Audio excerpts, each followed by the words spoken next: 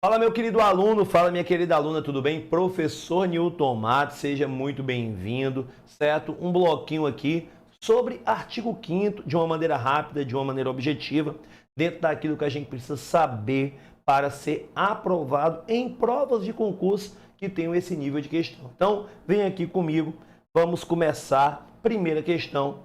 À luz da Constituição Federal de 1988, certo?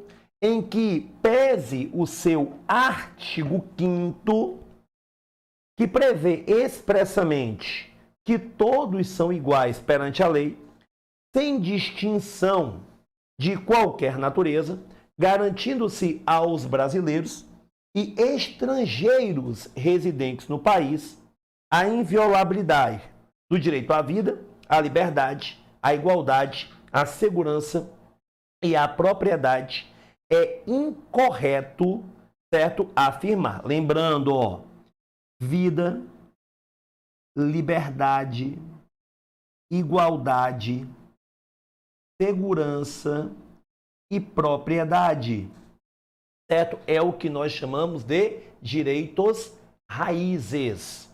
São a base aí do restante dos direitos fundamentais. Outra coisa, sempre que cobrado for, é bom que você marque, ó. Ele quer o incorreto. Ele quer o que não condiz aí, certo? Com o artigo 5º. Então, vamos lá. Item A. É livre a manifestação do pensamento, sendo vedado o anonimato. Ora, meu querido, artigo 5º, inciso 4, é livre a manifestação do pensamento, sendo vedado o anonimato sem problema nenhum. Lembrando que essa manifestação de pensamento, ela consiste no direito de você, certo, emitir as suas opiniões, de buscar por informações, ou seja, ela tem tanto um polo ativo quando você fala, quando você escreve, quando você se manifesta de outras formas, inclusive artisticamente, e ela tem um polo passivo quando você lê, quando você escuta, quando você assiste, quando você é o receptor das informações. Artigo 5º, inciso 4, essa é a regra geral, não é permitido, ou seja, é defeso, é vedado, é proibido o anonimato. Tranquilo? Item B. É assegurado o direito de resposta proporcional ao agravo, além da indenização por dano material, moral ou a imagem. Meus queridos, outra questão também muito simples, certo? Artigo 5º, inciso 5, é o velho e bom direito de resposta. Então, eu fui atacado, por exemplo, por um veículo de comunicação formal, televisivo, certo?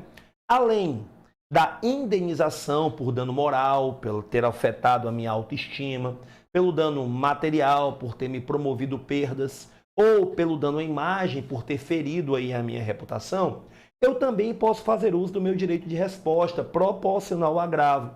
Então, Newton, é no mesmo meio, vai ser durante a apresentação de um programa também televisão, de preferência o mesmo, no caso se for um jornal, o mesmo jornal, no mesmo horário, durante o mesmo tempo, isso é ser proporcional ao agravo. Então, dentro aí do artigo 5º, inciso 5, eu tenho aí o direito de resposta, tranquilo? Direito de resposta. Item C, é livre a expressão da atividade intelectual, artística, certo? Científica e de comunicação, independentemente de censura ou licença. Então, a regra aqui é a regra contida no artigo 5º, mais precisamente, certo? O inciso 9.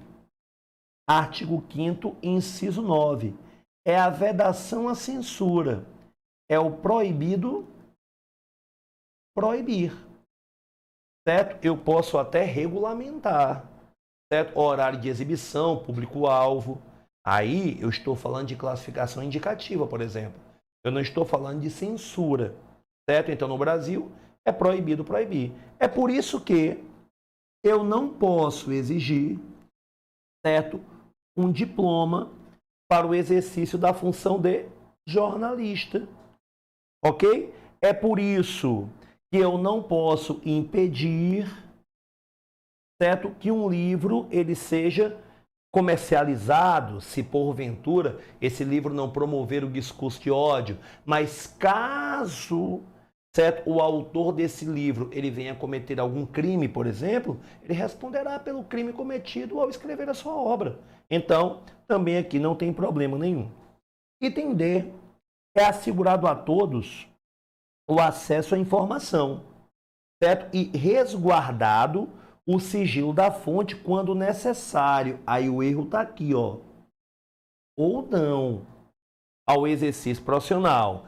Está ligado, certo, ao exercício profissional. Dentro do artigo 5º, inciso 14, certo? Que é como uma forma de consolidação, certo? Do acesso à informação.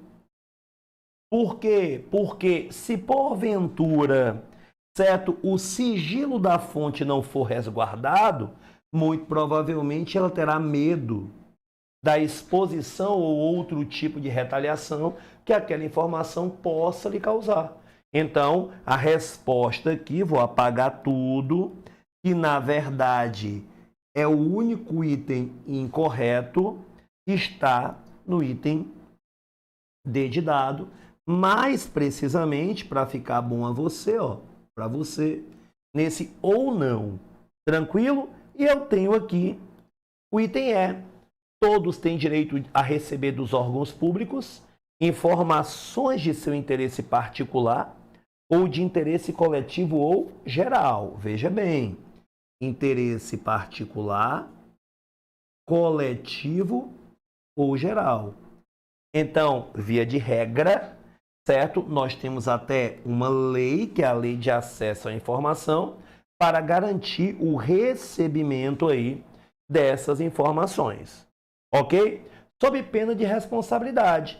Ressalvadas, muito importante lembrar, quando tem exceção, as provas adoram, quando esses órgãos públicos não serão obrigados a te conceder essas informações. São informações cuja necessidade de sigilo se faz por conta da segurança promovida ou à sociedade ou ao Estado. Nilton, partindo desse pressuposto do início da explicação, eu já estava para ir na Agência Brasileira de Inteligência e pedir para que eles me fornecessem dados a respeito dos seus trabalhos. Óbvio que não, porque isso pode colocar em risco a segurança do Estado e da sociedade. Então, essas aí, elas devem permanecer sigilosas. Hoje, existe até uma grande discussão sobre quais são os critérios para a manutenção desses sigilos. Você deve saber, envolve até uma questão política, mas a gente não entra nessa seara e a resposta correta, certo? Pelo erro cometido aí, bem aqui, no ou não, certo? É o item D de dado, mas vamos lá. Artigo 5º, inciso 4, artigo 5º, inciso 5, artigo 5º, inciso 9, artigo 5º, inciso 14 e artigo 5º, inciso de número 33. Artigo 5º de número 33 aí para você. São os incisos, certo? Base para a liberdade de expressão, direito de informação, o que constitui aí a liberdade de manifestação do pensamento. Tranquilo? Segunda questão. Todos são iguais perante a lei, sem distinção de qualquer natureza, garantindo-se aos brasileiros e aos estrangeiros residentes no país a inviolabilidade do direito à vida, à liberdade, à igualdade, à segurança e à propriedade. Acerca dos direitos e garantias fundamentais previstos na Constituição Federal de 88, é correto afirmar. E agora a gente é mala, né? Nilton, por que a gente é mala? Vamos lá. É correto, certo? Na questão anterior, queria o que era incorreto. e agora quer o que é correto. Então vamos lá. Item A.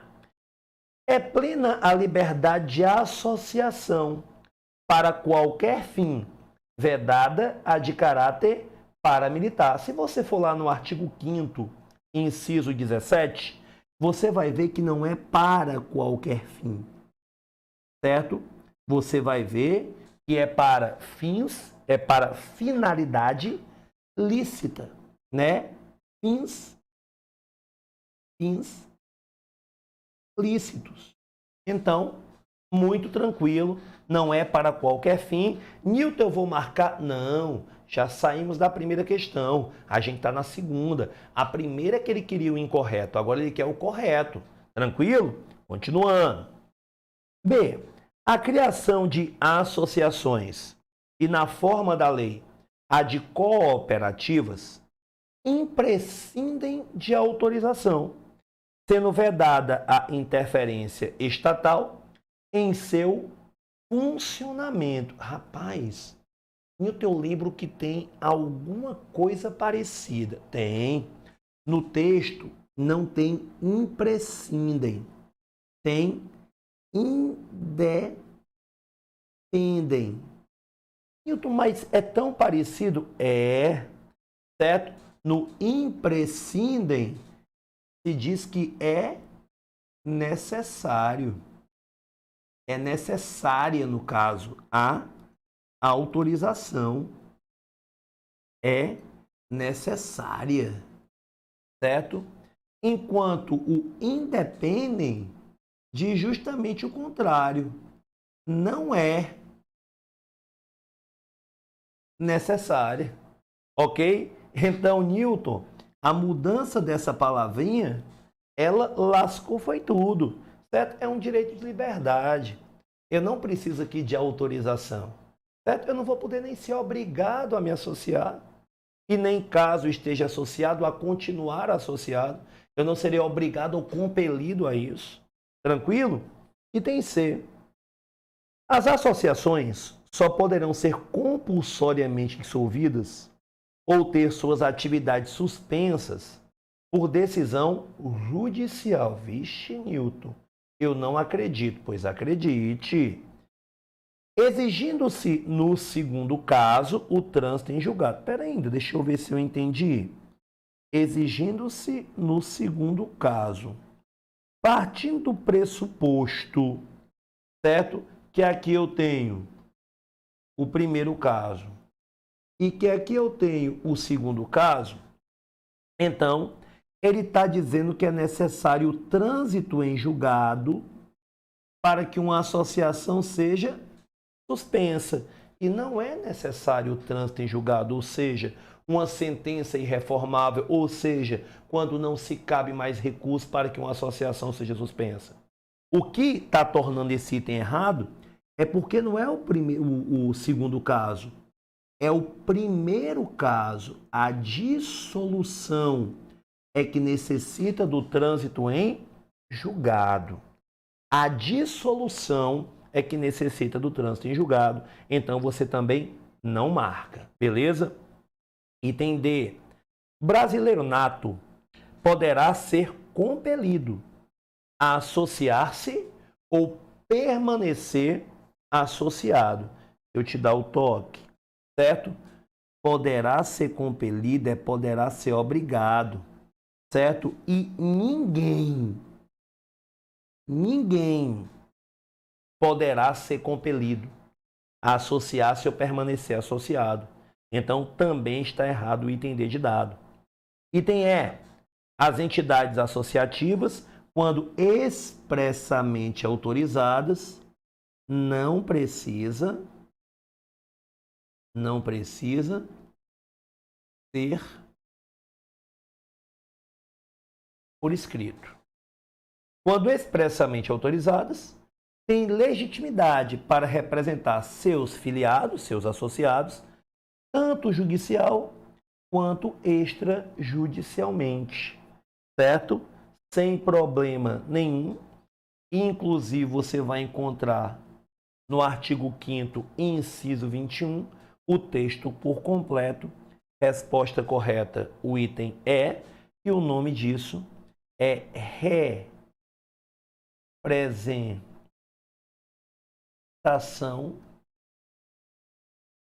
processual. Representação processual. Tranquilo? Resposta correta da segunda questão, o item E de escola. E é simples mesmo. E é para ser simples. Inclusive, se você quiser, para acompanhar com a letra de lei, certo? Você pode colocar aí, sem problema nenhum, os incisos, né? É plena liberdade de associação, artigo 5º, inciso 17. A criação de associação, artigo 5º, inciso 18. As associações poderão ser compulsoriamente dissolvidas, 19. Ninguém poderá ser compelido a se associar ou permanecer associado, o 20. E as entidades associativas se encontra aí no 21. Se você quiser marcar os erros para ir acompanhando com a letra de lei, certo? Para qualquer fim, certo? Imprescindem, certo? Segundo caso, brasileiro nato, compelido, ninguém, certo? E o item E está 100% correto. Então, é uma questão mesmo para você pegar a base. Tudo começa com o primeiro passo. Primeiro você engatinha, depois você anda, depois você corre, depois você está aí fazendo estripulias pelo meio do mundo. Lepacu, calistenia, certo? Andando naquele neckline, pulando de paraquedas, coisa que eu nunca faria na minha vida. Tranquilo? Terceiro, que é que eu tenho aí na terceira questão. No que se refere aos direitos e deveres individuais e coletivos previstos na Constituição Federal, assinale a alternativa, assinalar, né? A alternativa incorreta. Mais uma vez, chama atenção. Marque o que esse diacho quer. Que é incorreta, então você marca que é incorreta. Item A. A propriedade atenderá à sua função social.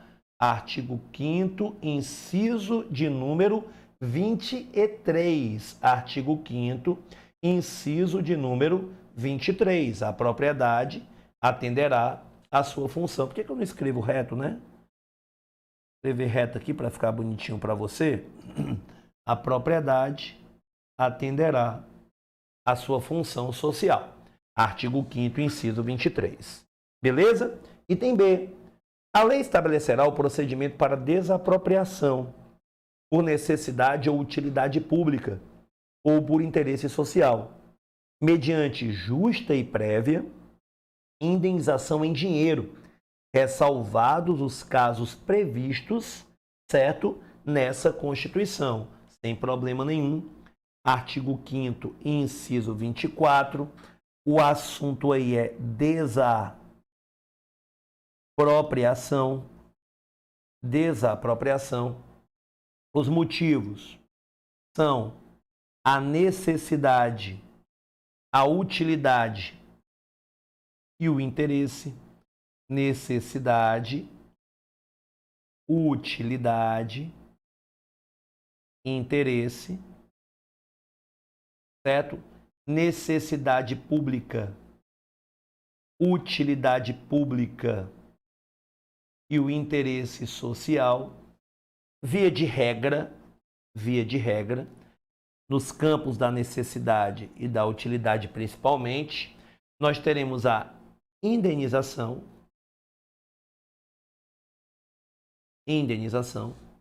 certo? Indenização. E essa indenização aí, ela será paga de maneira justa, de maneira prévia e em dinheiro. Só que o próprio texto fala, ressalvados os casos previstos nessa Constituição, como, por exemplo, o não cumprimento da função social ou da propriedade, que pode gerar uma indenização paga em títulos, a depender do tipo de imóvel, ok? Então, o item B, artigo 5º, inciso 24, 100% correto, você não marca porque ele quer incorreta. Item C. No caso de iminente perigo público, a autoridade competente poderá usar de propriedade particular, assegurando ao proprietário indenização ulterior se houver dano. Aqui eu tenho o artigo 5º, inciso 25, e eu tenho a famosa requisição administrativa. Requisição administrativa. Nilton, de quem é a competência? De qualquer autoridade. Certo? E o que é que ela fará? Uso da propriedade particular. Nilton, e a indenização? A regra é não ter indenização, porque ela só terá, isso aqui é depois, ulterior, se houver dano. Então, quando eu peço alguma coisa emprestada a você, a tendência é que eu devolva da maneira como você me emprestou. Então, a tendência é que eu não tenha que reparar um dano ao devolver o objeto que eu pedi emprestado. Então, sou autoridade competente, certo? Fiz uso de um veículo automotivo de um particular.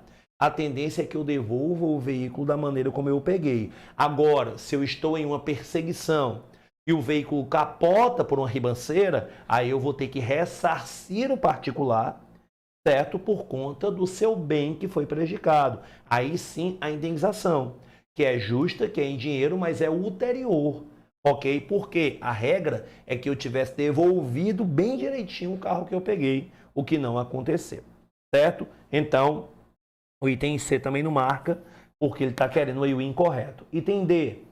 A pequena propriedade rural, assim definida em lei, desde que trabalhada pela família, poderá ser objeto de penhora para pagamento de débitos decorrentes de sua atividade produtiva, dispondo a lei sobre os meios de financiar o seu desenvolvimento.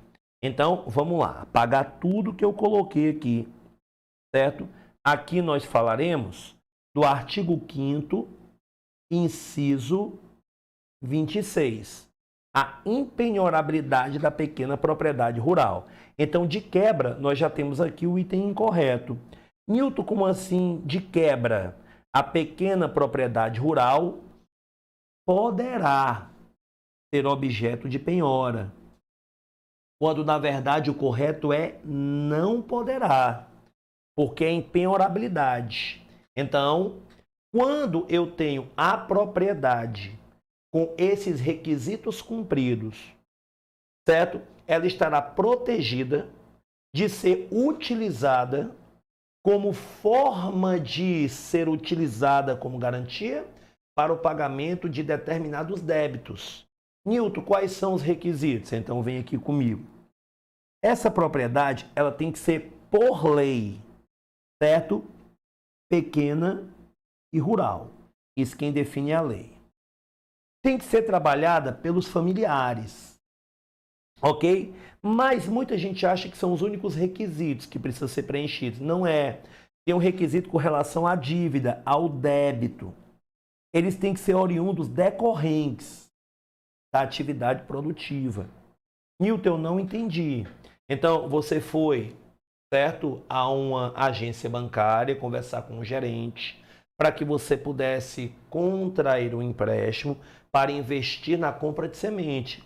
Ou, se você não conseguir pagar, certo, o valor acordado mensalmente, fruto do empréstimo contraído, a sua propriedade não vai ser utilizada como garantia do pagamento dessa dívida. Porque ao comprar sementes, você configurou que o empréstimo, o débito que você gerou, ele é decorrente da atividade produtiva, já que você usa semente para plantar, ok? Assim como a compra de maquinário, de um veículo para transporte da mercadoria. Agora não pode é você pedir emprestado e dizer assim, ó, ah, mas eu quero fazer esse dinheiro render, eu vou em site de aposta, apostar em quantos escanteios tem no jogo do time A contra o time B. Perdeu tudo? Olha, sinto muito, a tua propriedade não está protegida pela impenhorabilidade por conta do débito que não foi oriundo, certo, da atividade produtiva, que não foi decorrente da atividade produtiva. Beleza? Então, o item D tem esse erro. Item E. Aos autores pertence o direito exclusivo de utilização, publicação ou reprodução de suas obras, certo? Transmissível aos herdeiros pelo tempo que a lei fixar. Dentro do artigo 5º, inciso 27, você vai encontrar justamente isso, certo? Esse direito que é dado aos autores, certo? Que é o direito de utilização, publicação e reprodução, ele é o famoso direito autoral. Se liga, ó. Para os autores, esse direito é vitalício. Agora, ele pode ser transmissível para os herdeiros, certo? Aí, quando é transmissível, ele passa a ser temporário, pelo tempo que a lei fixar. Tranquilo? Mas não tem nenhum erro. Artigo 5º, inciso 27. Utilização, publicação, reprodução aos autores é vitalício, aos herdeiros pelo prazo que a lei fixar. Resposta correta mesmo, o item D de dado. Tranquilo? Quarta. No que diz respeito aos direitos e garantias fundamentais dispostos na Constituição Federal, assinale a alternativa correta. A lei penal retroagirá, inclusive para beneficiar o réu. Primeiro, como a gente sempre faz, marca o que está sendo pedido. E está sendo pedido aqui a alternativa correta. Então, já não é. A lei penal não retroagirá. Não retroagirá. Certo? Salvo para beneficiar o réu. A lei penal não retroagirá, salvo para beneficiar o réu, lá no inciso 40 do artigo 5º. Certo? Item B. A lei punirá qualquer discriminação atentatória aos direitos e liberdades fundamentais, lá no artigo 5º, inciso 41. É o princípio dos mandados constitucionais de criminalização. Princípio dos mandados constitucionais de criminalização. Tranquilo? Perfeito? Agora, o item C de casa. A prática do racismo está 100% correto. Aí é o texto do 41. Tranquilo? Item C. Na quarta questão, né? A lei punirá qualquer discriminação atentatória dos direitos e liberdades fundamentais, né? Isso aí do 41, você não tem problema nenhum. Item D. A lei considerará, certo? A lei considerará crimes afiançáveis e insuscetíveis de graça ou anistia a prática da tortura. E você já para de ler, ó. Você usa aquele quadro, né? Que quadro, Nilton? Esse quadro aqui, ó.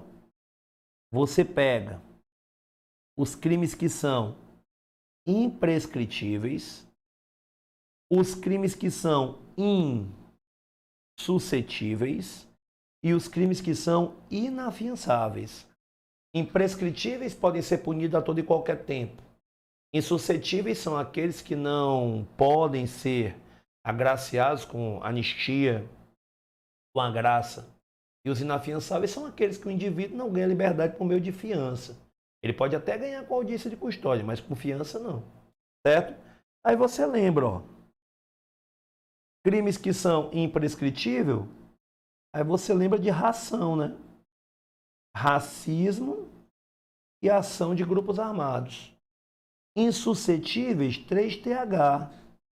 Tráfico, tortura, terrorismo e os definidos aí, certo? Como crimes hediondos. Inafiançáveis todos. Racismo, ação de grupos armados, tráfico, tortura, terrorismo e os hediondos. Então, se você pegar os inafiançáveis, são a soma dos imprescritíveis mais os insuscetíveis. Vamos lá. O que foi que o item D de dado falou? Que, certo, são afiançáveis a tortura, o tráfico, certo, o terrorismo e os crimes hediondos. E eles são o quê? Inafiançáveis. Item E. Constitui crime inafiançável, certo? Constitui crime inafiançável e prescritível a ação de grupos armados. A ação de grupos armados é imprescritível. E eu acho que eu pulei o item C. A prática do racismo constitui crime inafiançável e imprescritível e não prescritível. Portanto, como que é a correta, a única que não vai ter nenhum erro, o item B de bola. Certo? O item B de bola, tranquilinho, sem problema nenhum. Quinta questão, o que é que eu tenho aí? É correto afirmar que a Constituição Federal determina que, item A, ninguém será preso senão em flagrante delito ou por ordem escrita e fundamentada de autoridade policial competente. Ixi Maria, Nilton, será que é autoridade policial? Não. Autoridade judiciária competente. Certo? Autoridade judiciária competente. Lá no inciso de número 61. Ok? B. Ninguém será levado à prisão ou nela mantido quando a lei admitir a liberdade provisória, certo? Com ou sem fiança. Newton, será que é com ou sem fiança? Aí você vai procurar lá no 66.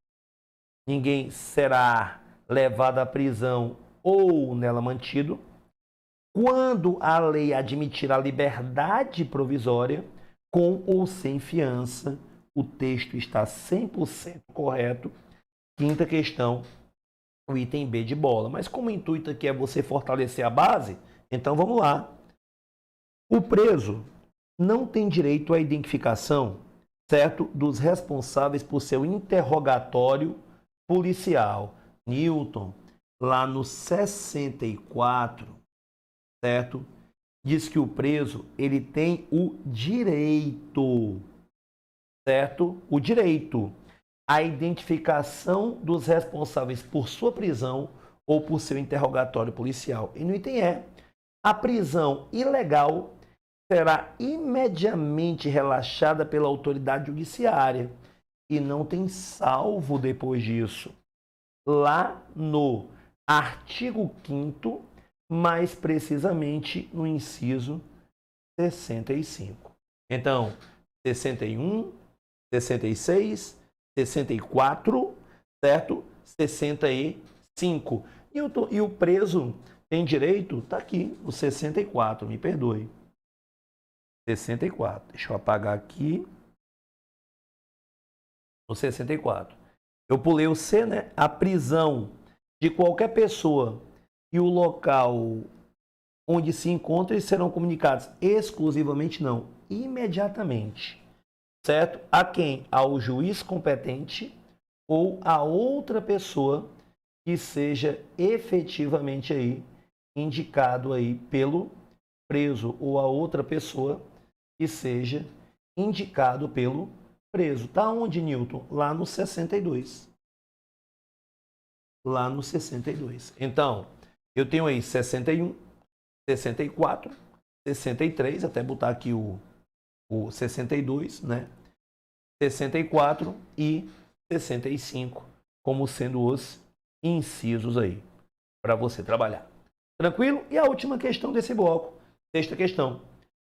Entre as garantias fundamentais, existem os denominados remédios constitucionais, certo? Eu tenho remédios constitucionais de natureza administrativa, que são o direito de certidão e o direito de petição. E de natureza judicial, que são os habeas corpus e data, certo? Os mandados de segurança individual e coletivo e de injunção. E eu tenho também, não é daqui que eu queria puxar essa setinha não, e eu tenho também aqui para você, certo? A ação popular. A ação popular. Beleza? Aí, que são garantias instrumentais que visam evitar ou reparar ilegalidade ou abuso de poder aos direitos fundamentais. Qual das afirmativas abaixo não se refere a um remédio constitucional? Vamos ver aqui, ó. Habeas data, habeas data. Ação popular, ação popular. Mandado de injunção, mandado de injunção. Mandado de segurança coletivo, mandado de segurança coletivo. Só restou quem? A ação penal, certo? Resposta correta da sexta questão, o item A de avião. Tranquilo, pessoal? Então, mais um bloco encerrado. Espero que você tenha gostado e a gente ainda vai se ver muito por aí, porque ainda tem mais aula para você. Valeu!